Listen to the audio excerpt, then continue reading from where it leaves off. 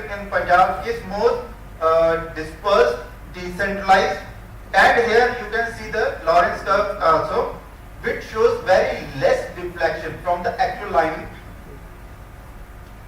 On another hand, the composition in class 1 cities is 50% in Punjab, whereas the population is residing in a good percentage, 16 in the second class, and similarly 13, and the followed on to the another classes of the, and another the correlation here in the Punjab we have to get the markets shown the positive correlation with the urbanization.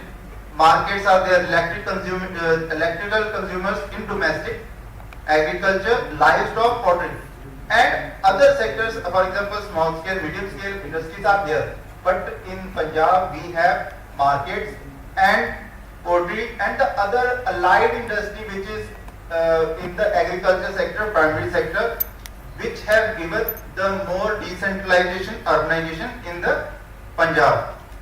Overall, if I have talked about the primary analysis, in that primary analysis was done on the public survey, where we have got the effect from the public is that the more infrastructure you lay into the bigger cities, the migration, it leads to the migration because the demand is there, but it don't depend upon the quality of services you get in those cities. And the conclusion impact is that we, as per the McKinsey report, we are 32% urbanized today with urban population, and in upcoming 2030, as per the National Commission 1988 report, the urbanization needs to be decentralized in the form of jumps and spurs as per the National Commission report.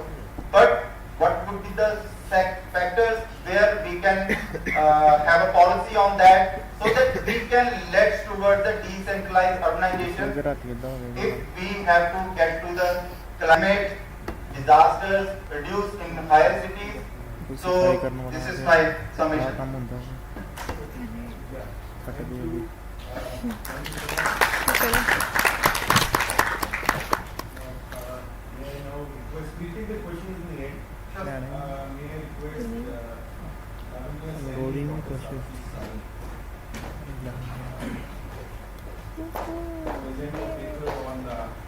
Reviewing new urban agenda, a systematic literature review.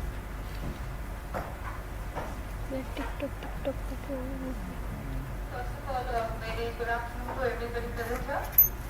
Thank you all for your patience and waiting till my turn comes. So here I am presenting a paper on review of new urban agenda, a systematic review. We'll be going through the Sustainable Development Goals, the SDG goals.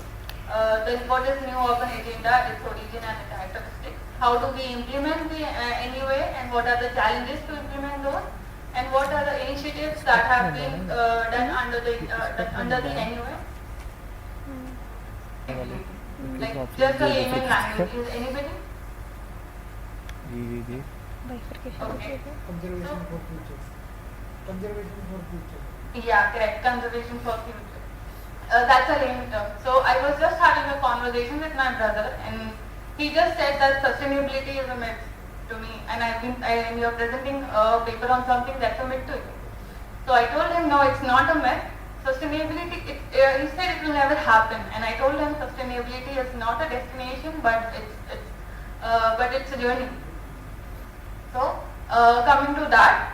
Origin, what is the origin, and it's adopted by United Nations in September 2015, and as a universal call to action to end poverty, protect the planet, and ensure prosperity for all by 2030.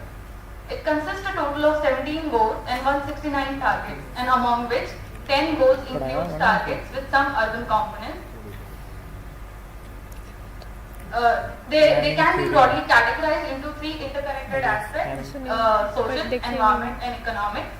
The social dimensions include goals related to eradicating poverty, ensuring good health, quality education, gender equality, and reduce inequalities among others. The environment aspect centers on goals dedicated to climate action, responsible consumption, and the protection of life below water and on land. The economic dimensions emphasize the importance of sustainable economic growth, decent work, industry innovation, and building resilient infrastructure. These three aspects are intertwined, recognize that sustainable development requires a holistic approach that balances the well-being of people, the planet, the economic prosperity. Now, why is SDG important to us? The Sustainable Development Goals are a vital global framework. They aim to tackle pressing challenges by eradicating poverty, reducing inequality, and protecting the planet. The SDGs guide nations and organizations in creating a fair and sustainable world by 2030. They address social, environmental, economic aspects, recognizing their interconnection.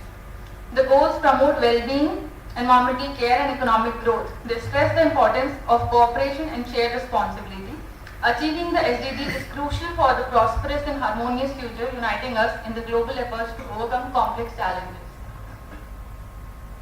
As rightly said by a famous architect and an urbanist, Richard Rogers, cities are the greatest creation of humanity. Main agenda, the new urban agenda. Over the past 4 decades, the global urban agenda has transformed due to urban growth and challenges like housing shortage, traffic congestion, and informality, particularly in rapid urbanizing global south cities. To address these issues, the United Nations Conference on Human Settlement, Habitat 1, was established in 1976, leading to the Vancouver Declaration on Human Settlements, which aimed to combat housing deficits and improve access to essential services.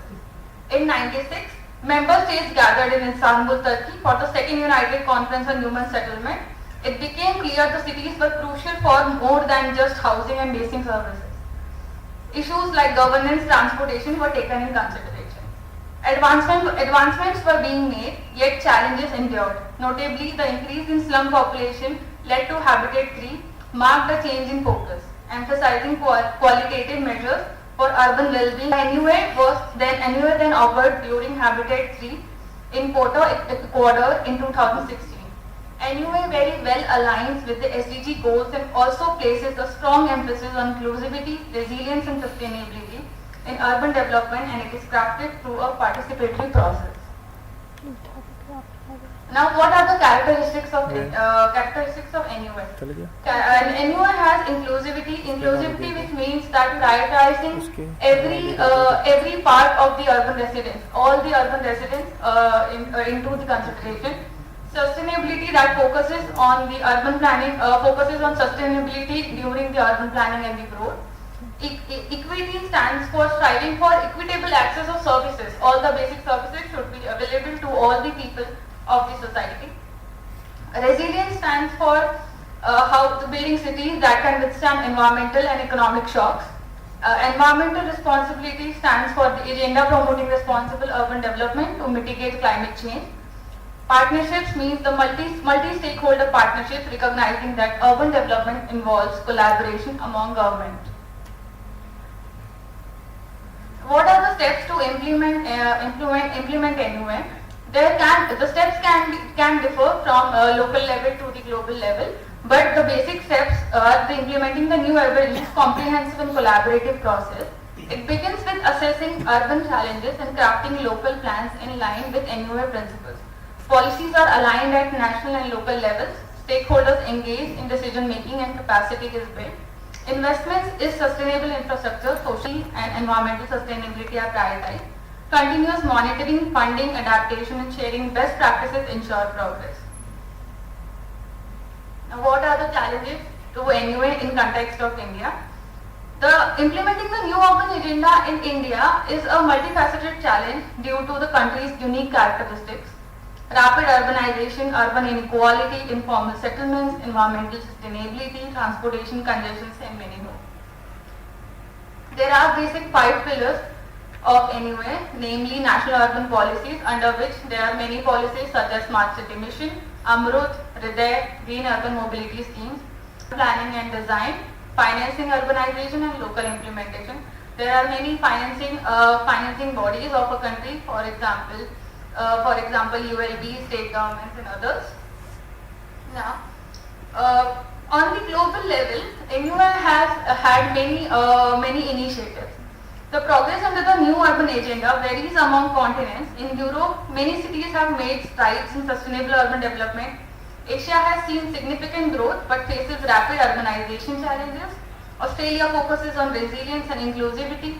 In Africa, efforts to address urban issues continues, emphasizing social and economic development. Now, there are certain case studies which will clear your view on the National Urban Agenda. The first case study is the Greener City Action Vancouver.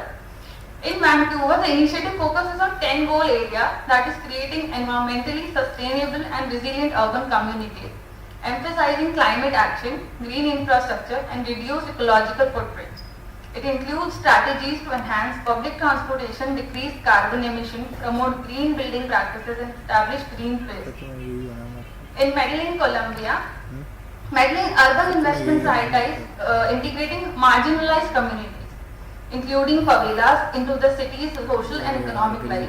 These initiatives align with the NUS aim of reducing inequalities and fostering social inclusion.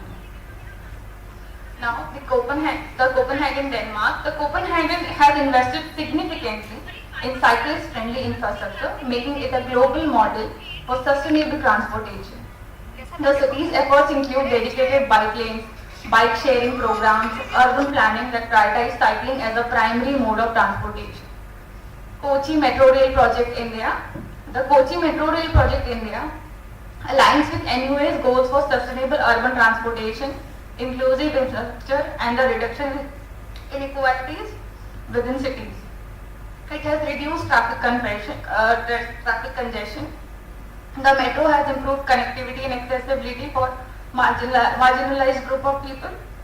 The project has created job opportunities and the city's public transit system has been significantly upgraded.